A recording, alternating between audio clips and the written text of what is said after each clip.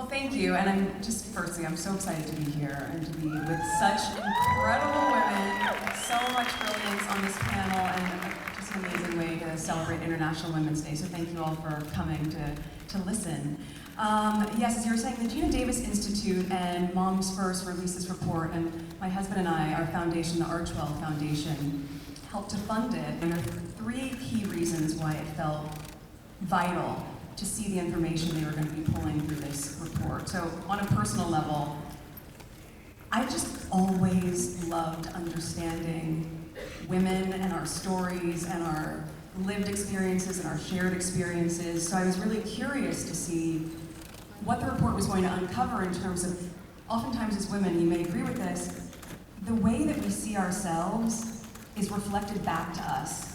Sometimes accurately and sometimes, much to our disservice, inaccurately. Let's thank John again for inspiring us all with his music and for being here today. Start off with a couple rapid-fire questions. Okay.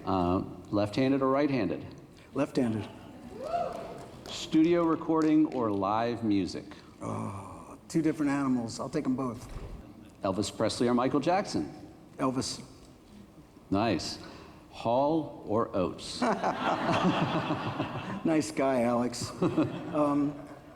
We used to call ourselves the two-headed monster, so let's leave it at that. I consider myself one of the lucky ones. I seem to have been born to be a musician. I started singing really as soon as I could talk. I have a recording of me singing at 4 years old. I've been on stage ever since. I've never had another job other than music. The closest thing would be teaching guitar lessons at one point in college. So it was just something that I guess I had some natural ability, and At least you had the gut instinct to do the right thing, because it worked out really well. I figured until someone started booing, then I'd probably just keep going. So were there any aha moments when it came to understanding the business side of the industry, and, whether it's music royalties or how to make a living, or, hey, I've got to focus on this business side? Well, I'm guilty, as many, many artists are, of making a lot of business mistakes. Artists making business mistakes and not understanding the intricacies of the music business, especially in the publishing world, is really, it's the rock and roll story. I mean, it goes back to the bluesmen going up to Chicago and, being handed a bottle of wine and, sign this here, and, you're signing away your royalties for the rest of your life. So it's really a story of the music business. I'm guilty personally of just not paying enough attention, not being, when you're young and you want to just make it, you really don't care about things like that. You care about the art, you care about writing, you care about recording, you care about touring. You want to do those things. They're the things you care about. And if someone is willing to pave the way, and if paving the way means that you may be entering into some agreement that you either don't understand or didn't take the time to understand, well then, that's how it goes. So Mike, take us to your initial conversations with Peter Chernin. What was it that he liked about the movie, and what interested you most in translating this to a feature, but also what did you want to avoid in making this particular feature? And this was your live action debut as a director. Yeah, so Peter Chernin I actually did 3 more shorts after the first kind of homemade one. And yeah, he said this should be a movie. I actually didn't, my first reaction was like, well, what, just a movie about Milton? And then I started thinking, like, Milton, I love the character. I don't know if he's one of those characters you kind of don't want to know what happens outside. I had my fish bowl over by the window, and he just went on, and that's where it started. I was sort of in charge of rewriting the part with Al Pacino and then kind of babysitting Al Pacino on the set. So I was like the Al Pacino handler. And he was great. He was the most excited for a guy. It's a good example of like somebody who's like the most accomplished actor, but he's just approaching it like it's Shakespeare, seriously. It's Robert, I get phone call, I have an idea, I got an idea. He wants to be Don Quixote, he wants to play, Robert, he wants to play Don Quixote. That's his dream. I mean, my dream, I'm playing myself.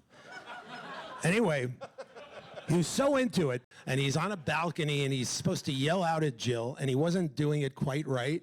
And I'm trying to be, diplomatic about not going to give him a line reading. I'm like, Al, if it was maybe just you're a little more yearning, and then so he tries it, and then he's like 70 years old, and he's on a balcony. Robert, just give me the line reading. Just tell me what to say. Just do it for me. It was just fantastic to see Al Pacino beg me for a line reading. And did you give him the line reading as Al Pacino? Probably a little bit, yeah. The first 2 years I was at the Larry Sanders Show, I would pitch jokes, but I wasn't running the show. I was just an idiot in the room trying to get some funny in and listening to Gary give notes on the stories. And just hearing him talk about stories, I think by osmosis I began to understand that process. I gave myself 10 years to become a director. I never went to college, never went to film school, but I performed on so many shows. I would look at grips, I would talk to DPs, I learned on the street, basically. And it was about 5 years in that Jim asked me to co-direct Dark Crystal. I like my wife to kiss people that I respect and love. No stranger kisses. You know who was the worst person she kissed? Who? Owen Wilson. Because he's the only one who's not cool about it. Because, if someone's going to kiss your wife in a movie, you expect them beforehand to go, sorry, I got to do this, but you wrote it. Where Owen Wilson's like, hey, man, how's it going?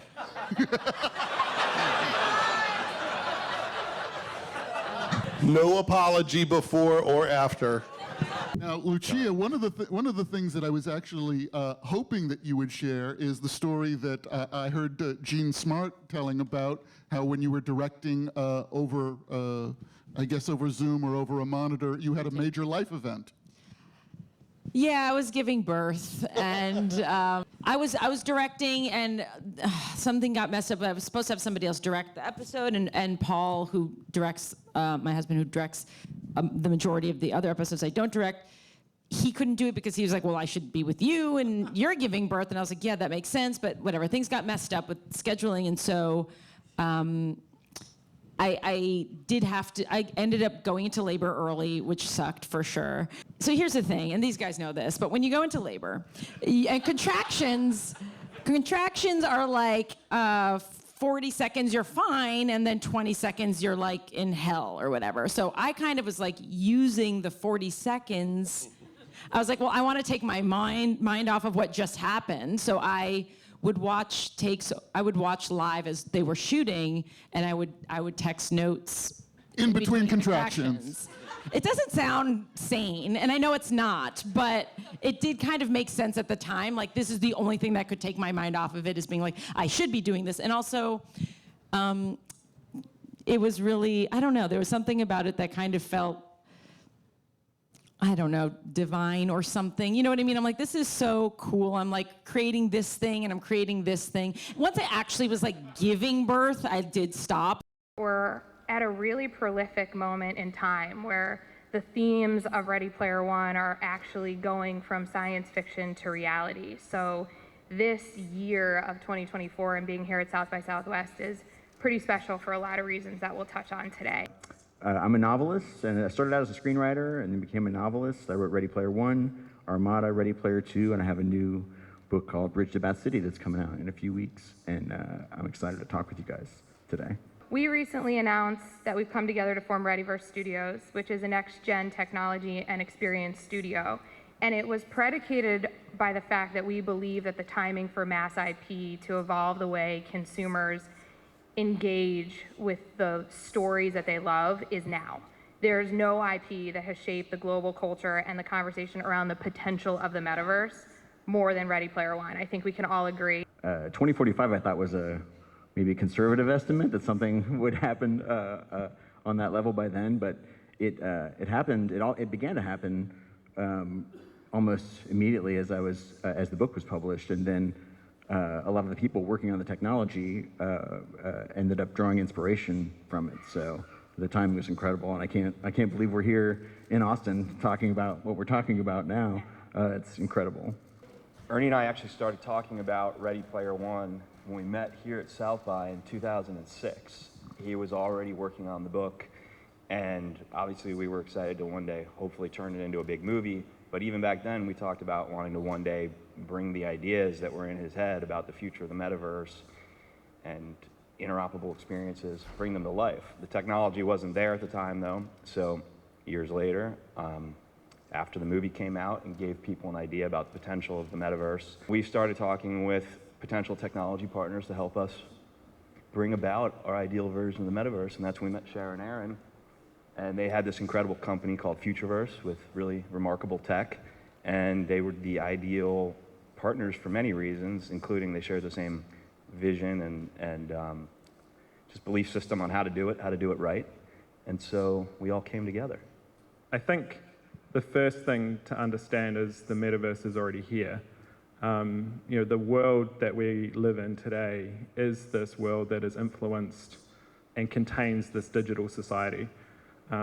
People talk sometimes about the digital economy, for example, or digital society. And the reality is, if we took the digital out of our world today, it would probably collapse. We're so dependent on this technology. The average human will spend about 45 years of their life looking at a screen. So to say that the metaverse is this thing that's going to happen is kind of silly. We're there already.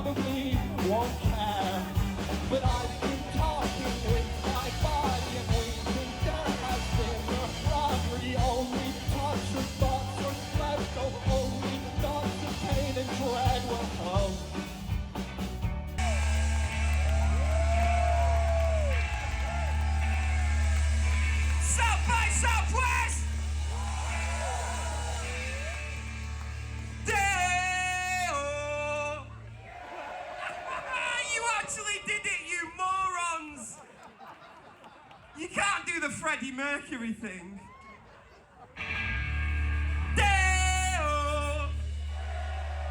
I fly in my lemonade. Trust me like a razor blade. All of the mistakes that I have made. Come on!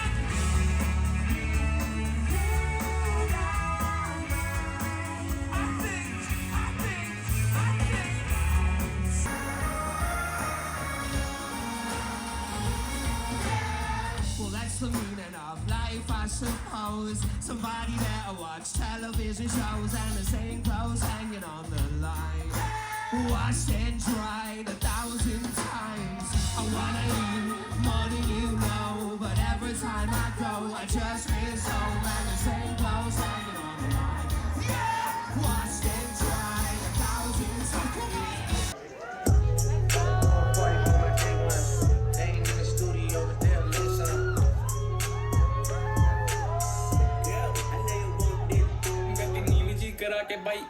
boy के तेरे कोमल नहीं तेरे शहर कोमल I went the wild with the mob do all on check in with me and do your job fuck a pigeonhole I'm a night owl it's a different mode I might have to make a pen of 6 on a pinky toe EVG करा के भाई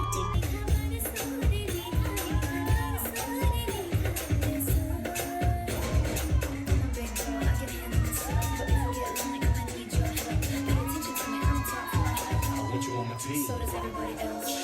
Baby, we can keep it on the low. Let your guard down, ain't nobody gotta go. If you would, girl, I know a place we can go.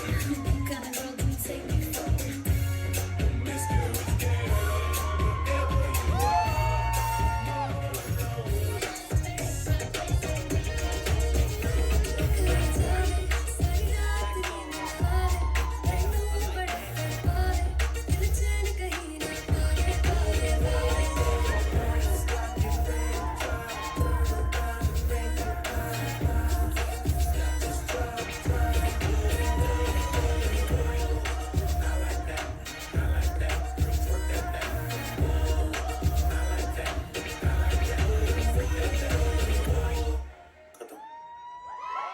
As you know, and we are all moms here on the stage, and it was really funny for me because I had 3 kids when they were little, when I started being a director professionally, and nobody would listen to me in my house. So I was like, oh, these people really want my opinion and they want to listen to me. And one of the things that I learned from one of the first ADs I worked with, Maria Mantia, on season 1 of my show, Better Things, she said, she said, it's your ability to make decisions that's making everybody feel safe.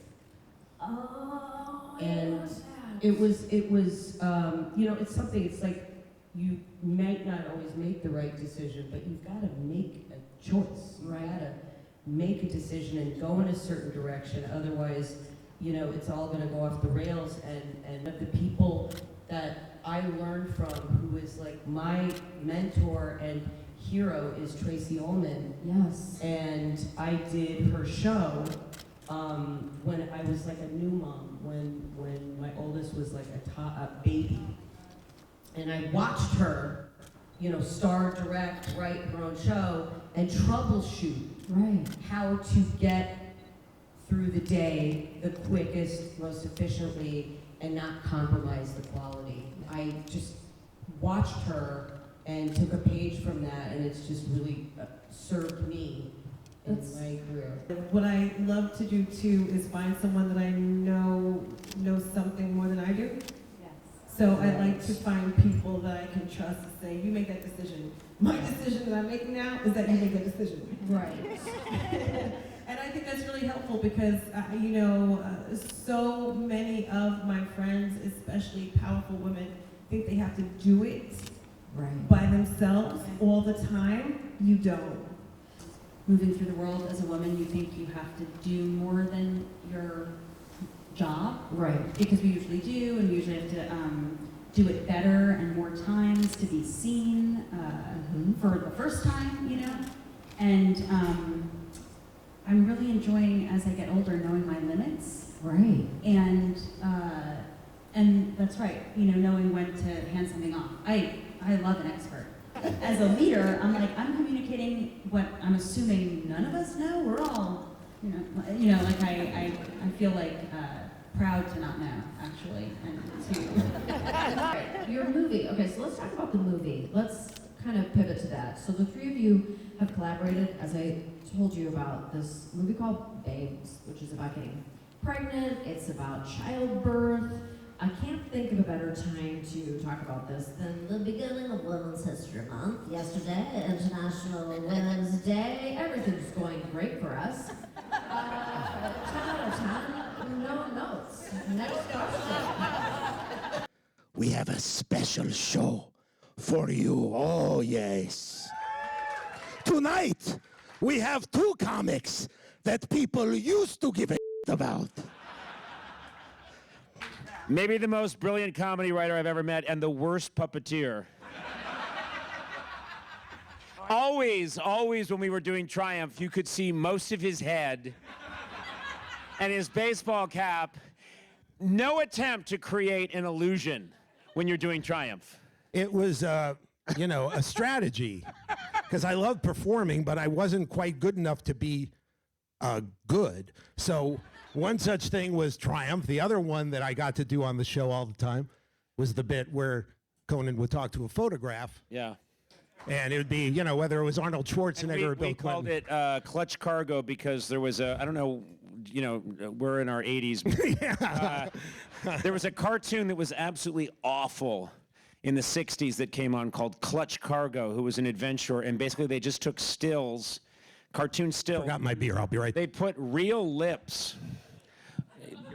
When Robert and I wanted to start this late night show, we had this notion of just putting lips on a photograph, and it worked because we'd take a photograph of Bill Clinton, Robert would be the lips, and people kind of believed it's childish, but people would go like, oh right, that's Bill Clinton, and I don't understand why it worked, but it did. Robert's the master of not the accurate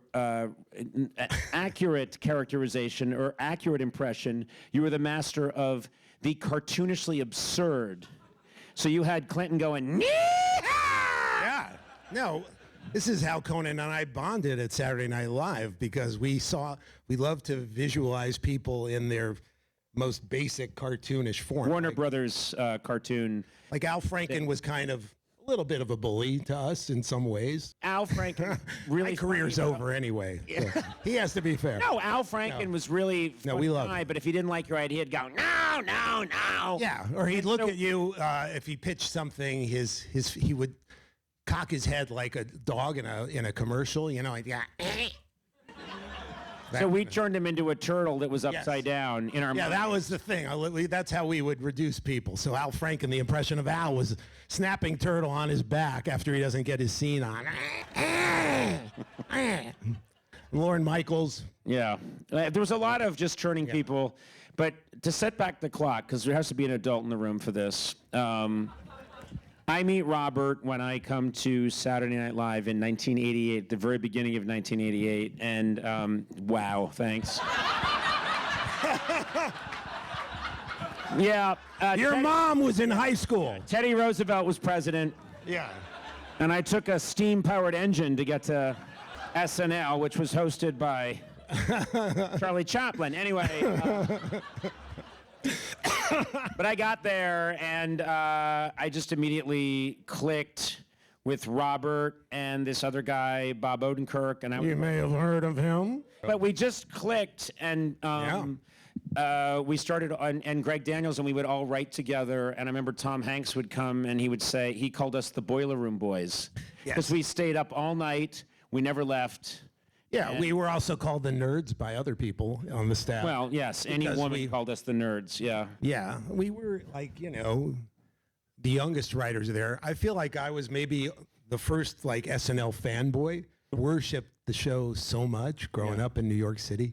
But we were all kind of just in awe of being there. Yeah. And we just worked our asses off all the time. And we were nervous all the time. And we were always trying to write very strange things. Robert, I remember this very clearly. Robert and Bob had done some performing in Chicago before, and they came to me and they said, you seem like a guy that likes to perform, and I had done improv at the Groundlings in Los Angeles, and they said, would you come with us and do a show in Chicago? And that changed my life, because I said yes. I went and got my 1973 Plymouth Valiant, which was a shitty car then. Bob Odenkirk said, I have an apartment all set up for you. I get there, and it turns out that I was basically sharing a small apartment with Jeff Garlin, who you all know from Curb Your Enthusiasm, who convinced me that he had, he said, I have a heart syndrome, so you need to take my laundry up the 4 flights of stairs. And I believed him, and I was like, okay, because I'm, I think, a nice guy and not bright, and I did it, and then I told my dad, who's a doctor, at the end of the summer what his syndrome was, and my dad said, that's cured easily with a pill. That's not a thing. But we did this show called Happy, Happy, Good Show, where Happy, Good Show. Happy, Happy, sort Good of Show. come out of a Lorne impression as well. Yeah, and we put it on in Chicago at the Victory Gardens Theater, and Bob Odenkirk was in it, and there was a couple of great performers in it. So we We paved the way for all of you. Paved the way. You're welcome. Real brave.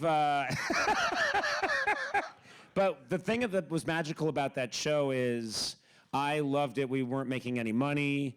I was living. It was really hot in Chicago that summer, and but I remember thinking, if I can figure out a way to do weird comedy in front of people, I'll do it for nothing. And I've got to do it with Robert.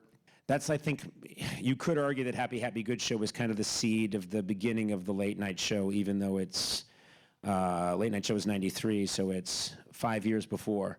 But it was kind of a seed for that. Yeah. We did in the year 2000 there for the first time. Yep, yep. But there was a lot of it was a mix of conceptual and strange stuff, but I always have felt like Happy Happy Good Show, I still have a program from it, and I have it in my closet in my house, and I always think that was kind of the beginning, because after that, I thought, this is what I have to be doing. I just don't know how we're going to do it, and then it was a couple of years before we had the chance to do that. Lauren just saw something in Conan after interviewing a lot of different people. We still don't know what, but one of the things that I actually do think, I bet there are a bunch of young people here, is if you can learn anything, which is you can tell, Happy Happy Good Show was really done, wasn't done well. We didn't have any production budget. We didn't have any adult helping us. It wasn't particularly well reviewed. You look at it now and you see that everyone has to start somewhere, and that really does look like this tiny little seed to me now that leads to a lot of other things. For me, for both of us, me, you, it just takes off, and I think that the unprofessionalism and just the pure gall of what we were doing, we were just interested in doing it, and you push forward, and then amazing things can happen. Don't worry about getting an internship and that kind of crap and making connections. I don't know if that's bad advice, but that's awful advice. No, I don't want anybody to succeed. No, yeah. We kind of want to keep it all for ourselves. Yeah. So you should all get into the petroleum industry. But I will tell you that it does. Making it, like, it was we just were people that love to make it and make this stuff. Eventually, later on, you're looking back on a body of work and you think, how did that happen? It's just because we were, I think, really, both of us interested in making this kind of stuff and making ourselves laugh. Oh, yeah. And we did a bunch of stuff here a lot of stuff was stuff that we had written for SNL. Yep. And had gotten rejected. And some of them ended up getting pretty good laughs, but the ones that actually ended up on SNL were, the ones that the SNL liked to all along, and like the super fans, the Chicago to Bears guys.